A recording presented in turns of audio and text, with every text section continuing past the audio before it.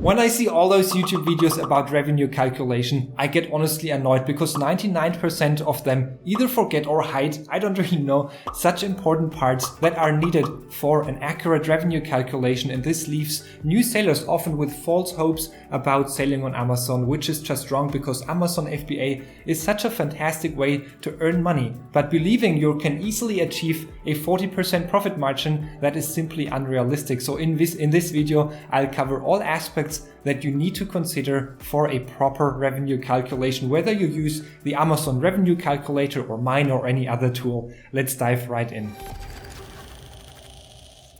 Alright, and I have prepared two slides. In the first one, I'm going to talk about what everybody mentions that you have to consider when you do a revenue calculation. And in the second slide, I'm going to talk about what other people don't mention, what they're not talking about. And those are essential aspects we need to consider in order to find out how much profit we will have in the end. Otherwise, we will be delusional and we will think we have 45% profit margin, which is not the case.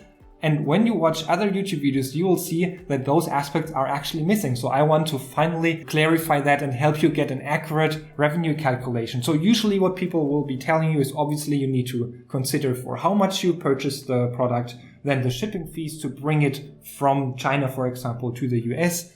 Then there will be the Amazon referral fees. Usually that's 15%. Then the Amazon fulfillment fee, depending on the size of your product. And then if you're lucky, they also mention the storing fee. And usually in the holiday season, that's $240 per cubic foot.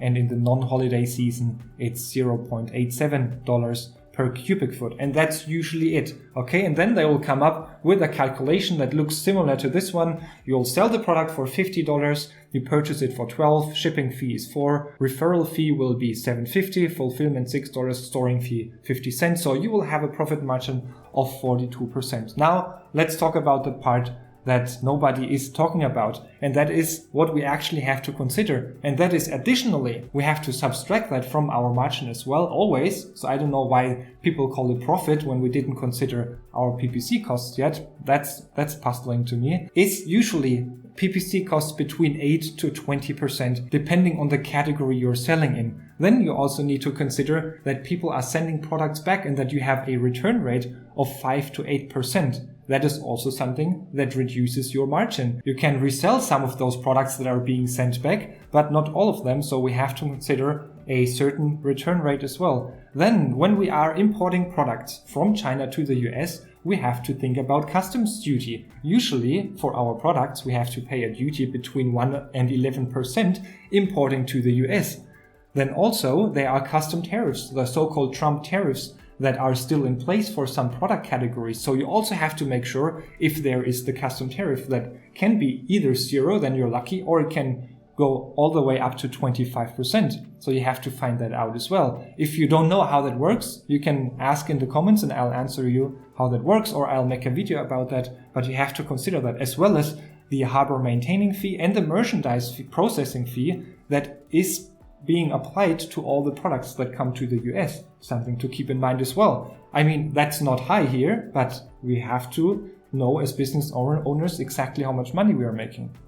Then you also have to consider when you do not pick AGL, Amazon Global Logistics, to import your products, then you'll have fees for the freight forwarder if you store it there, or when you want to bring the goods from your freight forwarder's warehouse to the Amazon warehouse, there will be additional expenses as well. That is something to consider too.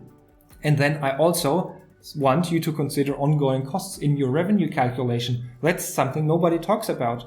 And you have fees for the Seller Central, you have the annual custom bond, UPC codes, Helium-10, a tax consultant, etc. This needs to be shown in your revenue calculation as well. So I want you to have that in mind. If you use a professional revenue calculator or the one from Amazon, you want to have that in mind in order to find out how much you're actually making. And that is on average a profit margin from 15 to 25%. So I'd say on average for all my products combined, I have a profit margin of 20%. And that is totally fine with me. If my product makes 20K in revenue, it's still 4K per month per product. That is very solid. So that is what you can expect your profit margin to be at around 20%. I can show you quickly the only way to have those aspects embedded in the Amazon revenue calculator. So when you open that, you just Google for Amazon revenue calculator, then you paste an ASIN, and then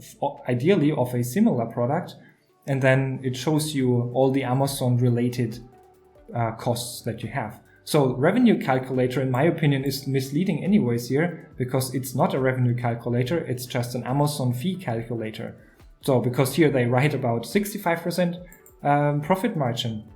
And then you have to scroll all the way down, and this is the only way to add the fees that I have just mentioned. So you have to calculate for one product that you're going to sell, you have to calculate what's the percentage now of PPC costs per product, of returned costs per product, how much is the custom duty per product. So you have to break that down per product, and then you could find out your real net margin, or you're using a professional revenue calculator like we do in our coaching program. So if you want personal guidance towards a successful Amazon business, then check out the link below. And if you don't have a winning product idea yet, then I recommend you check out the following video.